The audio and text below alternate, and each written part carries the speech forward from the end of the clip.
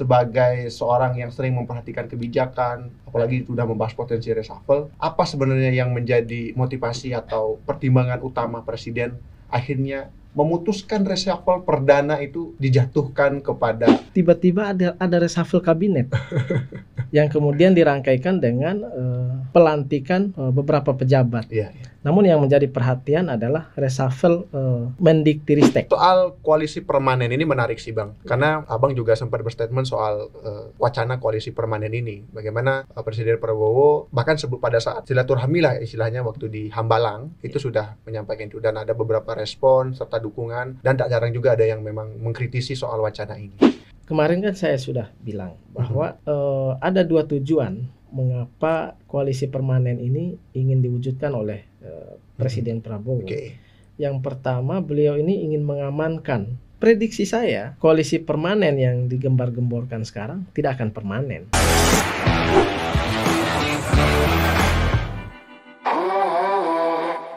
Oke, Bang Iwan Setiawan, terima kasih Bang sudah mau hadir kembali di studio Gema Pos. Siap. Tentu saja Bang, kalau kita ngundang Abang, kita pasti bahas seputar isu-isu serta kebijakan politik. Ya, Abang sebagai pengamat politik di Indonesia Political Review, tentu ada beberapa hal yang akan kita bahas nih Bang. Tapi poin utamanya adalah soal reshuffle yang terjadi hari ini ya, pas kita take video, ya ini tanggal 19 Februari 2025, dan juga soal wacana koalisi permanen oleh Presiden Prabowo. Oke, kita langsung aja Bang, tanpa berlama-lama, takutnya kalau berlama-lama orang bosen dengar saya Bang. Siap. Kita bahas reshuffle dulu deh. Kan infonya tadi pagi ada desas-desus nih mau reshuffle. Meskipun sebelumnya Abang juga sempat banyak menyinggung soal potensi-potensi menteri-menteri yang akan di-reshuffle. Betul. Nah, muncullah tadi pagi desas-desusnya. Ada isu Menteri Mendikti Saintek. Siangnya mulai muncul nama pengganti, dan sorenya akhirnya dilantik oleh Presiden Prabowo, yang ini guru besar ITB, Bang Brian Yuliarto ya kalau nggak salah. Nah, kalau melihat ini Bang, kira-kira sebagai seorang yang sering memperhatikan kebijakan, apalagi sudah membahas potensi reshuffle, apa sebenarnya yang menjadi motivasi atau pertimbangan utama Presiden akhirnya memutuskan reshuffle perdana itu dijatuhkan kepada Satrio Sumantri Brojonegoro? Silakan Bang. Iya, isu reshuffle ini sebenarnya mencuat sejak pidato Presiden di Harlah NU kemarin. Harlah NU? Iya, di Harlah NU itu kan sudah memberikan sinyal-sinyal kuat atau kode kuat oleh Presiden Prabowo bahwa akan ada reshuffle. Namun kan setelah itu agak redam isunya. Namun setelah beberapa hari dan hari ini mengagetkan kita semua, tiba-tiba ada reshuffle kabinet yang kemudian dirangkaikan dengan pelantikan beberapa pejabat. Namun yang menjadi perhatian adalah reshuffle Mendiktiristek. Nah, dugaan saya mengapa begitu mendadak, ini berkaitan dengan beberapa isu yang hangat akhir-akhir ini. Kontroversinya mungkin. Selain kontroversi, yang menurut saya adalah ada demo mahasiswa yang mengusung tema Indonesia Gelap. Itu menurut saya cukup mengganggu Pak Prabowo sebagai presiden. Karena beberapa isu yang diangkat oleh demonstran adalah berkaitan dengan kritik terhadap program-program strategis Prabowo Subianto sebagai presiden, termasuk makan gizi gratis. Nah, mengapa Menristek Dikti? Sebelumnya memang ada kontroversi yang dilakukan oleh beliau sehingga bikin gaduh seluruh Indonesia. Kemarin kan kita pernah membahas juga bahwa beliau ini didemo oleh pegawainya, dianggap semena-mena dan itu viral dan bikin gaduh. Itu yang pertama. Yang kedua, dugaan saya Pak Prabowo menilai demonstrasi yang terjadi beberapa hari terakhir ini ada kaitannya dengan pernyataan menteri satu ini. Pernyataan yang mana tuh? Pernyataan yang mengatakan bahwa efisiensi yang dilakukan oleh pemerintah hari ini berefek mungkin akan berefek pada naiknya UKT, naiknya biaya kuliah. Nah, inilah yang bikin mahasiswa atau masyarakat seluruhnya khawatir. Kalau misalnya UKT ini naik, ini mengkonfirmasi bahwa memang efisiensi ini menyasar hal-hal yang terkait juga dengan pendidikan. Nah, itulah yang membuat orang khawatir dan turun ke jalan. Dan ini menurut saya fatal. Karena di tengah isu efisiensi yang disosialisasikan oleh pemerintah itu, bahwa efisiensi yang dimaksudkan oleh presiden itu kan ada hal-hal yang sifatnya seremonial. Kalau bahasa PCO itu ada lemak-lemak yang harus dibuang, gitu kan? Biasanya dibilang ada lemak yang harus dibuang sehingga fokus pada otot. Nah, itu kata PCO. Dan itu udah jelas kan ya, ada beberapanya. Tapi ada beberapa item kan, dan itu sudah kita bahas sebelumnya. Nah, inilah yang tidak disampaikan oleh menteri ini. Yang disampaikan malah hal yang mungkin memunculkan kekhawatiran karena menyentuh langsung pelayanan publik ya. Betul. Apalagi pendidikan itu sangat sensitif. Ya. Masuk akal kalau misalnya itu menjadi salah satu pertimbangan kenapa akhirnya Presiden Prabowo memutuskan Pak Satrio ini untuk kemudian menjadi sasaran pertama untuk menjadi reshuffle. Karena kalau kita melihat gini Bang, kalau bicara kontroversi, kan bukan cuma beliau saja yang melakukan kontroversi. Betul. Beberapa menteri sebelumnya ya, sebut saja deh, Kementerian SDM yang kita sempat obrolin soal kebijakan gas LPG kemarin. Betul. Kemudian sebelumnya ada Menteri KKP soal pagar laut yang sempat membuat statement yang bertentangan dengan presiden. Itu kan membuat ada apa? Dan bahkan disebutkan salah satu yang berpotensi di reshuffle kan dari menteri-menteri itu. Nah, pertanyaannya Bang, kalau menurut Abang, kenapa cuma Menteri Satrio Brojonegoro ini? Kenapa yang lain tidak? Apa yang menjadi pertimbangannya kira-kira? Yang pertama, saya kira kontroversi yang lain ini tidak sebesar efek yang ditimbulkan oleh pernyataan Pak Menteri Ristek Dikti ini. Jadi kayak gas 3 kg kemarin misalnya, itu memang menimbulkan gejolak di publik, menimbulkan kontroversi dan sebagainya. Bahkan waktu itu presiden langsung turun tangan dan membatalkan itu. Nah, kontroversi yang terjadi di subsidi gas 3 kg itu saya kira tidak sebesar efek yang ditimbulkan oleh ini, karena menimbulkan gerakan mahasiswa. Gerakan mahasiswa ini sangat berbahaya kalau menurut saya. Kalau misalnya eskalasinya semakin tinggi, kalau Pak Prabowo tidak melakukan tindakan, itu sangat berbahaya bagi kabinet Prabowo. Yang kedua, saya kira ini berkaitan dengan politik lah. Berkaitan dengan pertimbangan politik. Saya kira kenapa menteri yang lain belum di-reshuffle? Yang pertama urusan tadi, yang kedua urusan politik. Politiknya apa? Pak Prabowo ini mendambakan kabinet yang stabil, ya kan? Mendambakan koalisi yang mendukung penuh kebijakan-kebijakan presiden dan wakil presiden. Kalau misalnya reshuffle ini menyasar juga kader partai yang di kabinet misalnya kan, apalagi misalnya kalau kita menuntut kontroversinya Bahlil Lahadalia misalnya, beliau kan ketua umum partai. Nah, Partai Golkar lagi kan? Kalau misalnya Pak Prabowo berani melakukan reshuffle terhadap ketum partai juga, saya kira ini akan paradoks dengan pernyataan beliau sebelum ini di HUT Partai Gerindra itu, bahwa beliau bercita-cita ingin membentuk koalisi permanen. Ya kan? Ini menarik. Kalau itu dilakukan hari ini, saya kira akan mengganggu itu juga. Oh iya, komitmen itu akan terganggu ya. Nah, artinya yang pertama Pak Prabowo menambahkan kabinet yang stabil, tidak ada riak-riak, tidak ada riak-riak, nggak goyah gitu kan.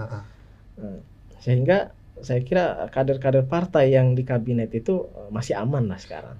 Oke, itu yang kemudian menurut Abang menjadi alasan kenapa reshuffle perdana ini ke si Satrio Brojonegoro, karena memang ada pertimbangan kontroversi tadi karena menimbulkan gerakan. Kontroversinya saya kira sudah fatal sudah fatal dan sudah memenuhi syarat. Oke. Makanya di beberapa media saya tadi ngomong bahwa Menteri satu ini memang sudah memenuhi syarat untuk makanya saya bukan mengapresiasi ya saya kira saya melihat langkah Pak Prabowo hari ini tepat juga.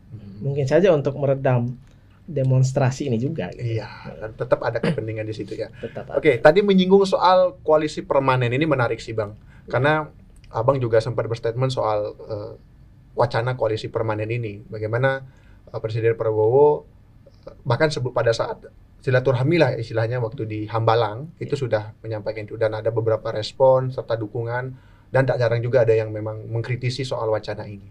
Kalau Abang sendiri melihatnya soal koalisi permanen ini, apa sebenarnya yang menjadi tujuan utama dari Presiden Prabowo?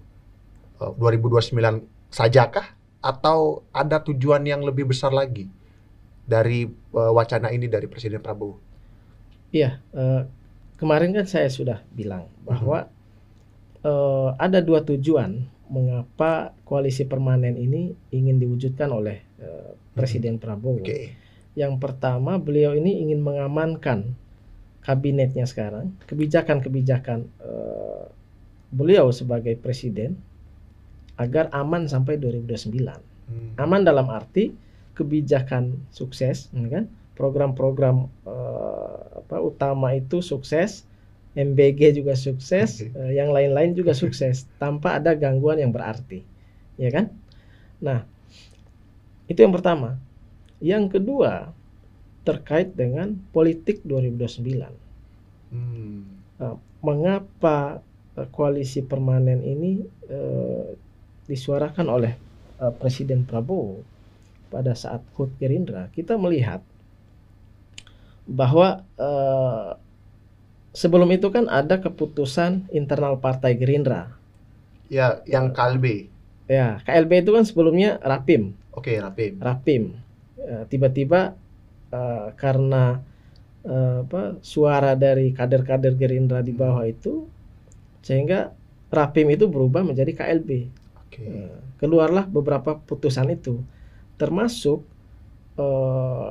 Pak Prabowo ditunjuk kembali sebagai ketua umum, kemudian ketua Dewan Pembina. Yang lebih luar biasa lagi, langsung direkomendasikan sebagai calon presiden di 2029 nanti.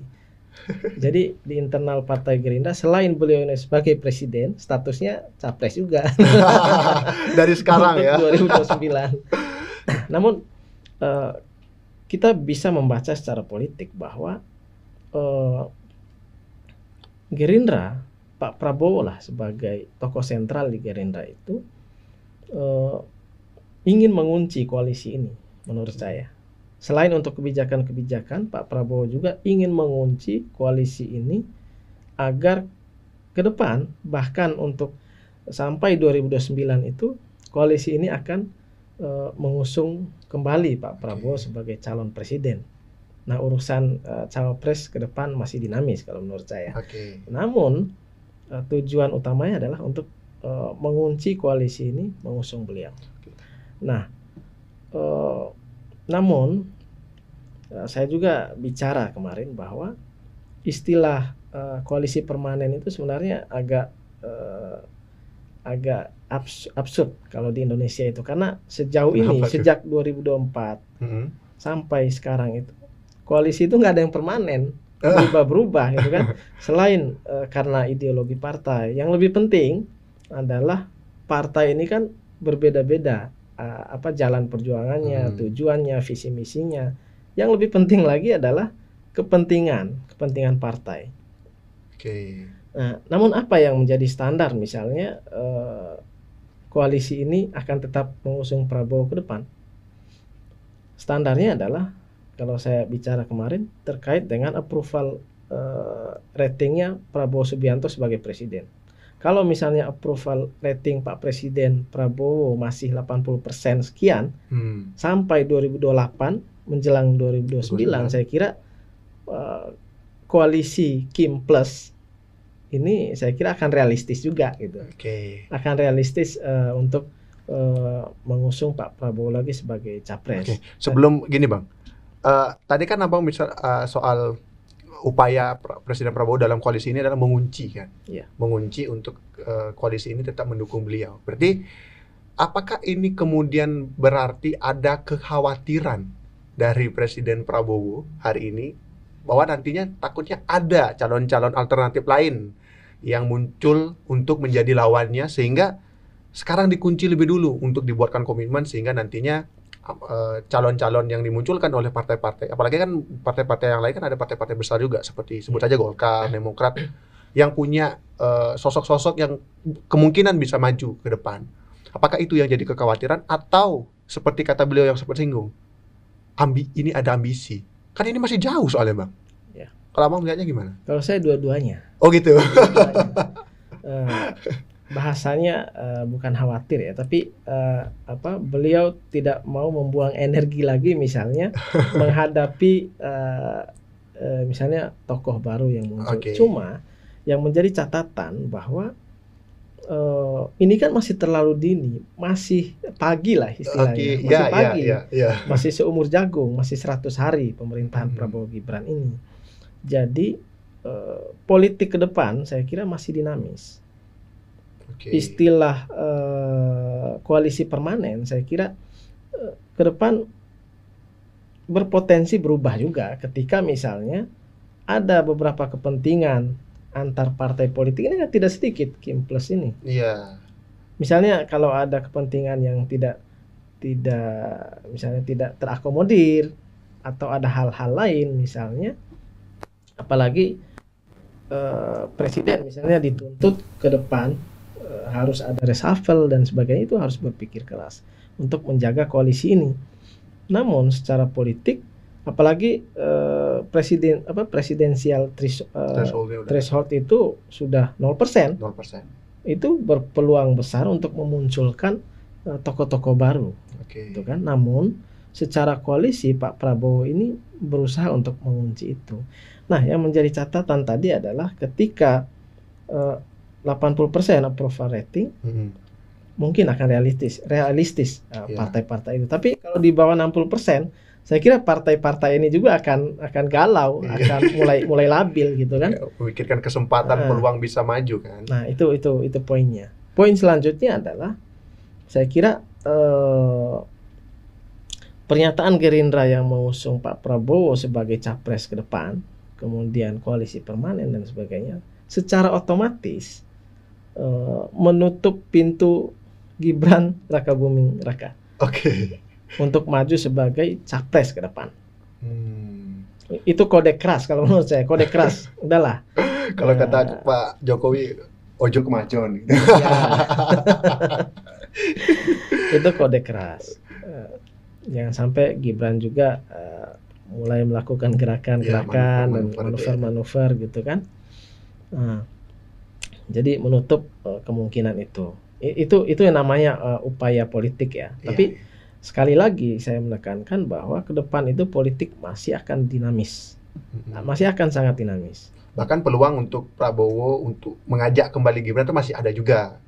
Peluang itu masih ada. Pasti. Apalagi kalau misalnya hubungan Prabowo dengan Jokowi sampai 2029 itu masih mesra seperti ini, walaupun ini kan masih masa-masa bulan madu ya. Masih manis-manisnya gitu. Nggak tahu, biasanya kan kalau orang berumah tangga itu masa-masa bulan madu itu kan masih manis-manis, masih romantis gitu kan. Nggak tahu nanti kalau udah setahun, 2 tahun, 3 tahun ke depan, kita lihat apakah akan tetap seromantis ini. Kalau masih romantis, ada kemungkinan Gibran akan kembali menjadi cawapresnya Prabowo. Tapi kalau tidak, situasi politik berubah, bisa saja partai yang ada dalam Kimples ini semuanya menawarkan cawapres. Ya, itu sempat juga tuh. Iya, itu kan sering terjadi. Pasti bargaining dari partai politik itu pasti menawarkan cawapres. Apalagi Gibran hari ini sampai hari ini belum masuk ke partai manapun kan. Betul. Belum masuk partai manapun. Pun kalau kemudian dia masuk partai, apakah kemudian posisinya strategis atau tidak kan juga jadi pertimbangan. Iya, betul. Gitu kan. Nah ini sisi lain nih Bang, soal koalisi permanen ini.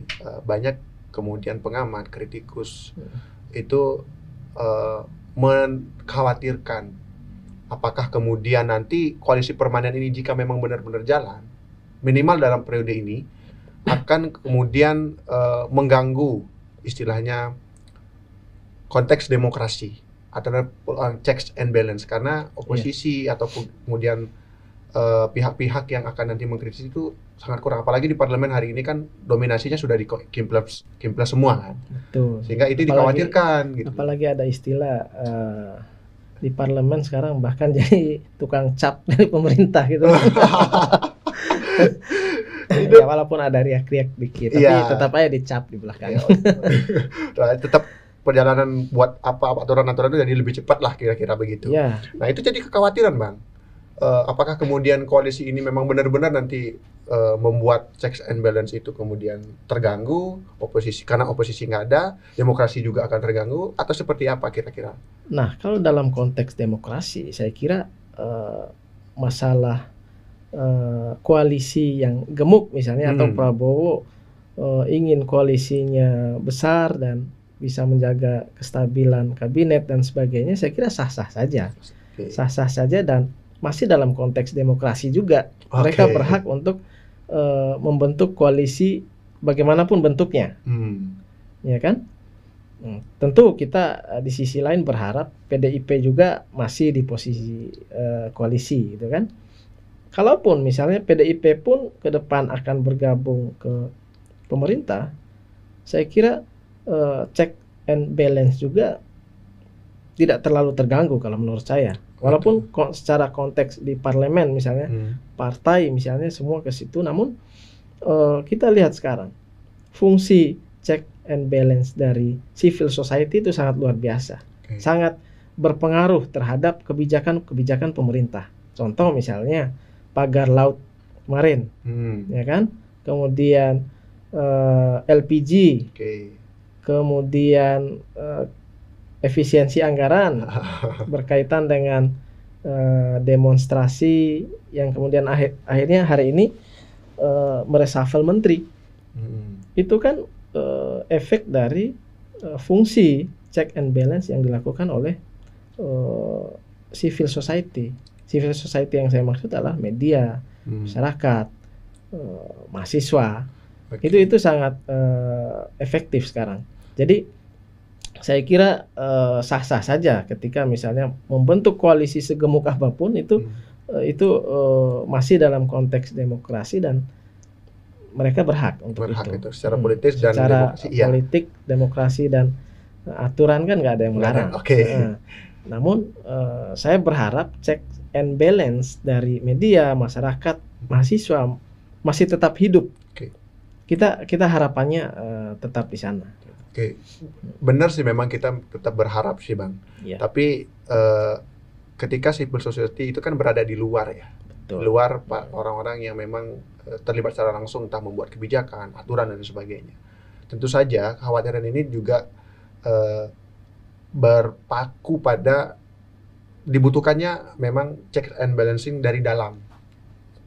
Salah satunya ya yang paling diharapkan kan dari DPR yang memang menjadi kontrol dari pemerintah untuk kemudian mengawasi apa yang akan dilakukan oleh pemerintah dari Presiden Prabowo Subianto. Tapi ketika kemudian di DPR tidak ada, atau di parlemen tidak ada checks and balance, hanya ngikut dan seperti Abang bilang tadi, cuma sekedar jadi cap atau stempel kebijakan pemerintah. Nah itu juga ya, berat juga sih Bang, kalau menurut ini ya, kekhawatiran publik ini.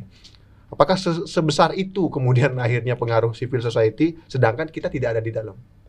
Ya, ini kan berkaitan dengan karakter kepemimpinan. Karakter kepemimpinan yang ditampilkan oleh Pak Prabowo Subianto adalah menginginkan situasi pemerintahan dan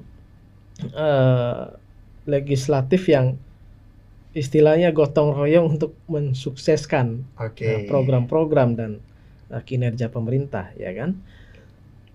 Terkait dengan itu, lagi pula kan bukan hanya di zaman Pak Prabowo ini DPR jadi tukang stempel. Kemarin 10 tahun belakang apa yang dilakukan sama. Ya, karena semua dirangkul adanya masuk pemerintah kan. Artinya memang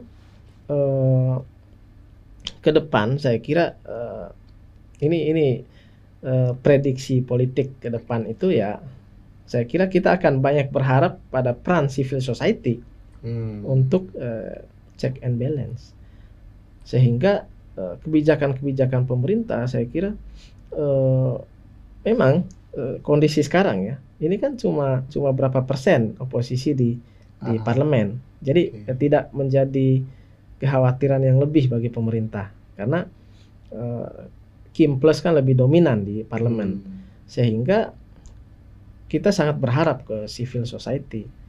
Nah, buktinya kan sekarang peran civil society sangat efektif dalam melakukan kontrol terhadap kinerja pemerintah. Hari ini nih efeknya reshuffle dilakukan.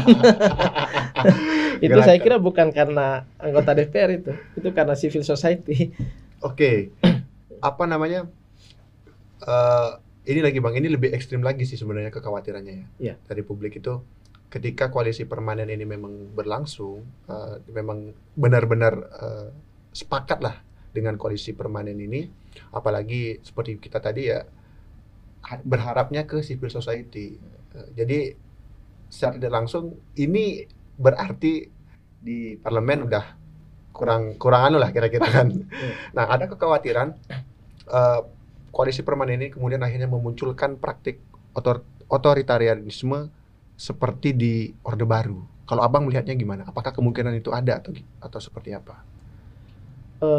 Kalau kita melihat karakter dan pola politik yang dikerjakan oleh Presiden Prabowo hari ini berserta kabinet ya.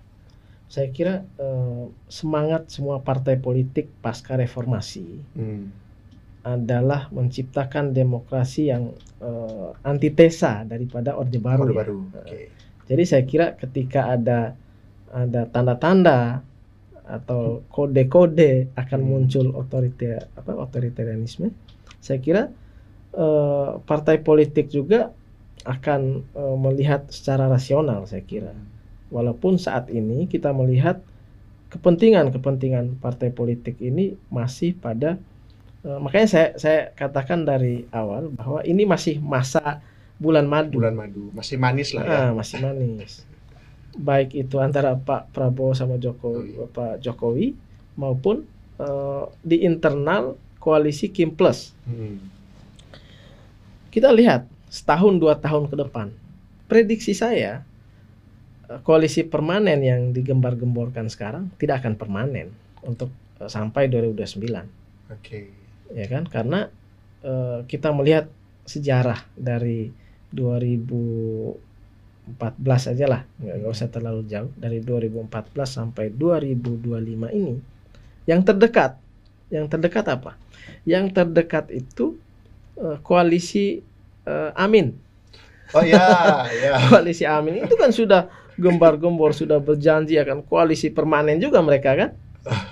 Pasca kemenangan Prabowo nggak lama itu Caimin langsung putar haluan ke koalisi pemerintah. Amin itu jadi plus lah ya jadinya. Akhirnya jadi plus. Artinya partai-partai ini ke depan akan melihat bagaimana situasi politik ke depan. Kecenderungan pemilih juga akan menjadi pertimbangan ke depan. Kalau misalnya Pak Prabowo tidak berhasil menjalankan program-program sebagaimana yang dipidatokan kemarin, saya juga akan maju lagi sebagai presiden kalau program-program saya tidak berhasil. Gitu kan? Kalau program-program saya tidak berdampak langsung kepada masyarakat. Nah, kalau itu terjadi, saya kira partai politik juga akan realistis melihat itu. Tergantung nanti tuh ya, setelah Tergantung situasi politik ke depan. Karena kalau kata abang kemarin tuh lupa saya, di statement itu tidak ada koalisi abadi, tetapi kepentingan yang abadi. Oke. Bisa diulang bang sekali. Iya, tidak ada koalisi yang abadi di Indonesia ini. Yang ada adalah kepentingan yang abadi. Oke. Konteks koalisi partai ya. Iya. Karena politik itu selalu bicara soal kepentingan dan kemana-mana kan. Betul. Tidak bicara apa ya? Publik sudah agak sedikit bukan pragmatis ya, skeptis lah bisa dibilang dengan partai politik yang sering menggembar-gemborkan ideologi perjuangan dan sebagainya. Meskipun secara idealisme bagus, tapi dalam praktik itu tadi kepentingan yang abadi kan gitu. Betul. Nah, terakhir nih bang, kalau kita melihat koalisi permanen ini, apa kemudian yang akhirnya abang melihat dampaknya secara langsung ketika koalisi ini memang anggap saja ya terjadi selama pemerintahan ini minimal 4 tahun lah sebelum nanti dinamismenya terjadi di 2028-2029. Apa yang kemudian terjadi, dampak yang diterima langsung oleh masyarakat akibat dari koalisi permanen ini jika terwujud dari segi kebijakan, politik dan lain sebagainya? Yang pertama, kebijakan pemerintah itu akan aman, akan aman karena walaupun ada dinamika misalnya di parlemen, akan diupayakan untuk diamankan oleh koalisi ini seperti program prioritas MBG. Walaupun banyak kritik, walaupun banyak protes, saya kira ini sudah konsekuensi logis dari janji politik Pak Prabowo misalnya, ya kan? Dan ini harus diamankan oleh koalisi. Artinya protes-protes masyarakat tentang MBG, tentang efisiensi, saya kira akan dialihkan ke hal-hal yang lain, misalnya seperti diredam, maksud saya diredam dengan kebijakan atau keputusan yang lain, seperti hari ini kan untuk meredam kritik terhadap efisiensi. Nah, dilakukanlah reshuffle kabinet, reshuffle mendadak dan sangat terbatas. Cuma satu. Nah, efek berikutnya adalah kita akan bertemu lagi dengan presiden baru di 2029 dengan wajah yang sama, yaitu Prabowo Subianto atau siapapun nanti wakilnya. Itu prediksi saya. Kalau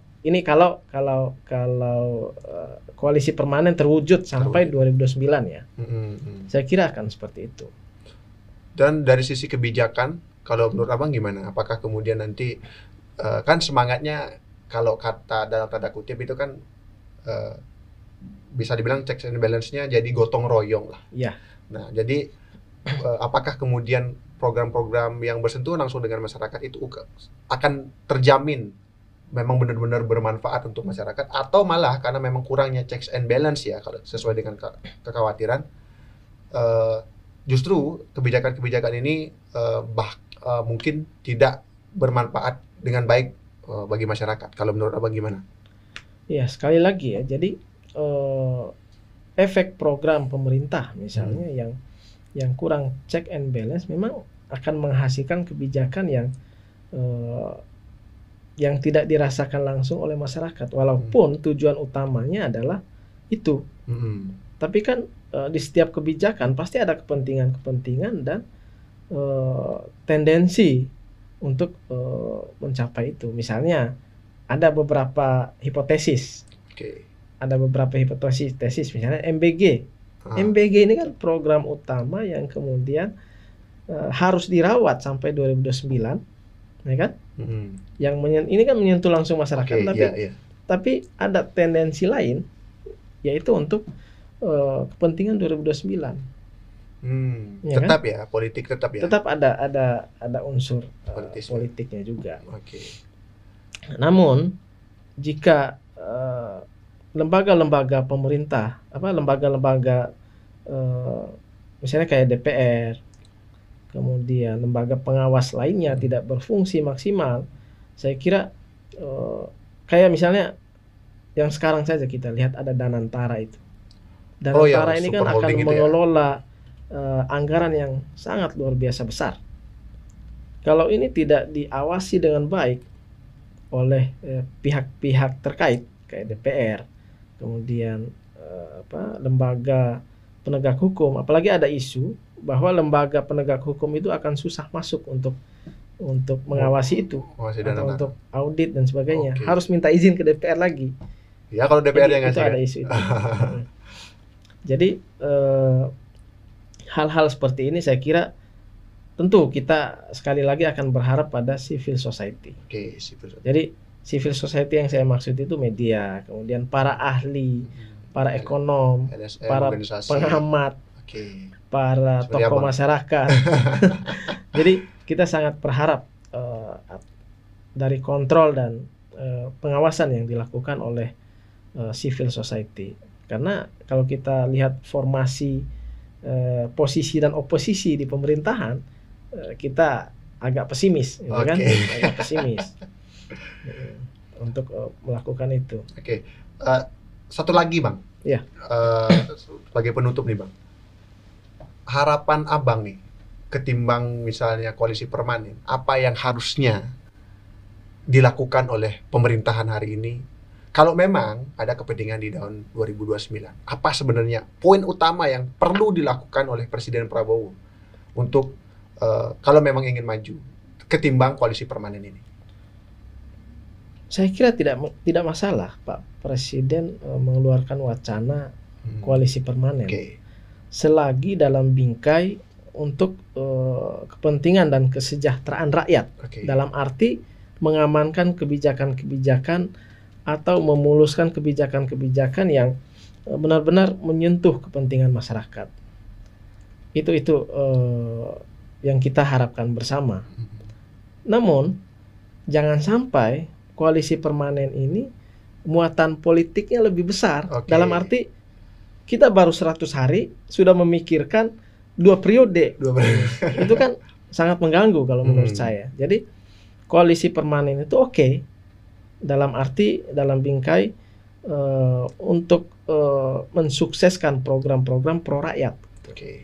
Jangan sampai urusan politik saja yang dipikirkan, bagi-bagi jabatan, ya kan? Berpikir kita akan hidup 100 tahun lagi. Kita jalani saja dengan baik, kita jalani saja dengan serius, dengan penuh tanggung jawab apa yang menjadi posisi sekarang, misalnya sebagai presiden, wakil presiden, para menteri. Serius saja melakukan itu demi kesejahteraan rakyat. Saya kira ke depan tidak perlu juga koalisi permanen. Masyarakat akan melihat dan rasional juga untuk memilih ke depan gitu. Oke, terima kasih Bang Iwan sudah mampir dan ngobrol-ngobrol lagi. Mungkin ke depan kita akan sering ngobrol lagi lah sesuai dengan isu-isu, karena memang banyak sekali hal yang perlu kita bahas, isu-isu soal politik terutama, karena publik perlu dicerahkan kira-kira dengan informasi, statement, dan prediksi yang Abang sampaikan tadi. Itu teman-teman, Gemapos, pembicaraan kita seputar isu terkini, yakni reshuffle di kabinet perdana serta soal wacana koalisi permanen. Kita berharap koalisi permanen ini bukan saja muatan politiknya yang lebih tinggi, tetapi muatan kinerja dan program yang pro rakyat yang lebih diutamakan. Demikian hari ini. Terima kasih sudah menyaksikan YouTube Gemapos. Jangan lupa like, komen, dan subscribe. Terima kasih dan sampai jumpa.